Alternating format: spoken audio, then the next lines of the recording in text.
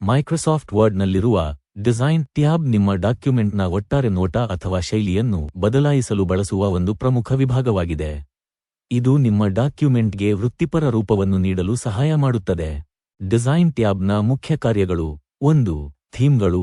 ಇಡೀ ಡಾಕ್ಯುಮೆಂಟ್ನ ಫಾಂಟ್, ಬಣ್ಣ ಮತ್ತು ಎಫೆಕ್ಟ್ಗಳನ್ನು ಒಂದೇ ಕ್ಲಿಕ್ನಲ್ಲಿ ಬದಲಾಯಿಸಬಹುದು. 2. Document formatting. ಹೆಡ್ಡಿಂಗ್ಗಳು ಮತ್ತು ಪ್ಯಾರಾಗ್ರಾಫ್ಗಳ ಶೈಲಿಯನ್ನು ಬದಲಾಯಿಸುವ ಆಯ್ಕೆಗಳು ಇಲ್ಲಿರುತ್ತವೆ. 3. ಪೇಜ್ ಬ್ಯಾಕ್ಗ್ರೌಂಡ್, ಪುಟದ ಹಿನ್ನೆಲೆ. ಇದು ಡಿಸೈನ್ ಟ್ಯಾಬ್ನ ಅತ್ಯಂತ ಮುಖ್ಯ ಭಾಗ. ಇದರಲ್ಲಿ 3 ಪ್ರಮುಖ ಆಯ್ಕೆಗಳಿವೆ. ವಾಟರ್ಮಾರ್ಕ್, ಪುಟದ ಹಿನ್ನೆಲೆಯಲ್ಲಿ ಕಾನ್ಫಿಡೆನ್ಷಿಯಲ್ ಅಥವಾ ಡ್ರಾಫ್ಟ್ನಂತಹ ಮರೆಯಾದ ಅಕ್ಷರಗಳನ್ನು ಸೇರಿಸುವುದು. ಪೇಜ್ ಕಲರ್, ಪುಟದ ಹಿನ್ನೆಲೆ ಬಣ್ಣವನ್ನು ಬದಲಾಯಿಸುವುದು.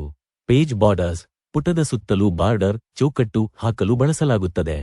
ಡಿಸೈನ್ ಟ್ಯಾಬ್ಗೆ ಸಂಬಂಧಿಸಿದ ಪ್ರಮುಖ ಪ್ರಶ್ನೋತ್ತರಗಳು. ಪ್ರಶ್ನೆ 1. ಎಂಎಸ್ ವರ್ಡ್ನಲ್ಲಿ ಡಿಸೈನ್ ಟ್ಯಾಬ್ನ ಮುಖ್ಯ ಉದ್ದೇಶವೇನು? ಉತ್ತರ: ಡಾಕ್ಯುಮೆಂಟ್ನ ವಿನ್ಯಾಸವನ್ನು ಸುಂದರಗೊಳಿಸಲು, ಬಣ್ಣಗಳನ್ನು ಬದಲಾಯಿಸಲು, ವಾಟರ್ಮಾರ್ಕ್ ಹಾಕಲು ಮತ್ತು ಪುಟದ ಬಾರ್ಡರ್ಗಳನ್ನು ಸೇರಿಸಲು ಈ ಟ್ಯಾಬ್ ಅನ್ನು ಬಳಸಲಾಗುತ್ತದೆ. ಪ್ರಶ್ನೆ 2. ಡಾಕ್ಯುಮೆಂಟ್ನಲ್ಲಿ ವಾಟರ್ಮಾರ್ಕ್ ಎಂದರೇನು? ಇದನ್ನು ಹೇಗೆ ಸೇರಿಸುವುದು? ಉತ್ತರ: ವಾಟರ್ಮಾರ್ಕ್ ಎಂದರೆ ಪುಟದ ಹಿನ್ನೆಲೆಯಲ್ಲಿ ಮಸುಕಾಗಿ ಕಾಣುವ ಪಠ್ಯ ಅಥವಾ ಚಿತ್ರ, ಉದಾಹರಣೆಗೆ ಕಂಪನಿಯ ಹೆಸರು ಅಥವಾ ರಹಸ್ಯ. ಹೇಗೆ ಸೇರಿಸುವುದು?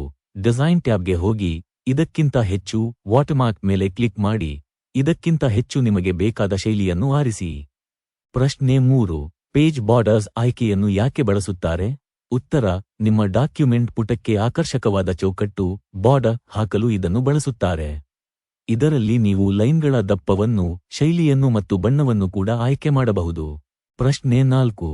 ಥೀಮ್ಸ್ ಮತ್ತು ಸ್ಟೈಲ್ಸ್ ನಡುವಿನ ವ್ಯತ್ಯಾಸವೇನು? ಉತ್ತರ: ಥೀಮ್ಸ್ ಇಡೀ ಡಾಕ್ಯುಮೆಂಟ್ನ ಫಾಂಟ್ ಮತ್ತು ಬಣ್ಣದ ಸಂಯೋಜನೆಯನ್ನು ಬದಲಾಯಿಸುತ್ತದೆ. ಆದರೆ ಸ್ಟೈಲ್ಸ್ ಹೋಮ್ ಟ್ಯಾಬ್ನಲ್ಲಿದೆ. ನಿರ್ದಿಷ್ಟ ಪಠ್ಯ ಅಥವಾ ಪ್ಯಾರಾಗ್ರಾಫ್ಗಳ ಶೈಲಿಯನ್ನು ಹೆಡಿಂಗ್ 1, ಹೆಡಿಂಗ್ 2 ಇತ್ಯಾದಿ ಮಾತ್ರ ಬದಲಾಯಿಸುತ್ತದೆ. ಪ್ರಶ್ನೆ 5.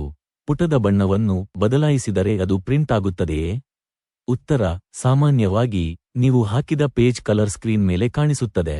ಆದರೆ ಡಿಫಾಲ್ಟ್ ಸೆಟ್ಟಿಂಗ್ನಲ್ಲಿ ಇದು ಪ್ರಿಂಟ್ ಆಗುವುದಿಲ್ಲ. ಒಂದು ವೇಳೆ ಪ್ರಿಂಟ್ ಆಗಬೇಕೆಂದರೆ ಫೈಲ್, ಇದಕ್ಕಿಂತ ಹೆಚ್ಚು ಆಪ್ಷನ್ಸ್, ಇದಕ್ಕಿಂತ ಹೆಚ್ಚು ಡಿಸ್ಪ್ಲೇ, ಇದಕ್ಕಿಂತ ಹೆಚ್ಚು print background colours and images ಆಯ್ಕೆಯನ್ನು ಎನೇಬಲ್ ಟಿಕ್ ಮಾಡಬೇಕು. ಪ್ರಶ್ನೆ 6. ಡಿಸೈನ್ ಟ್ಯಾಬ್ ಯಾವ ವರ್ಷದ ಎಂಎಸ್ ವರ್ಡ್ ಆವೃತ್ತಿಯಿಂದ ಪರಿಚಯಿಸಲ್ಪಟ್ಟಿತು? ಉತ್ತರ: ಎಂಎಸ್ ವರ್ಡ್ 2013 ಆವೃತ್ತಿಯಿಂದ ಡಿಸೈನ್ ಟ್ಯಾಬ್ ಅನ್ನು ಪ್ರತ್ಯೇಕವಾಗಿ ಪರಿಚಯಿಸಲಾಯಿತು. ಅದಕ್ಕೂ ಮುಂಚೆ ಈ ಆಯ್ಕೆಗಳು ಪೇಜ್ ಲೇಔಟ್ ಟ್ಯಾಬ್ನಲ್ಲಿದ್ದವು.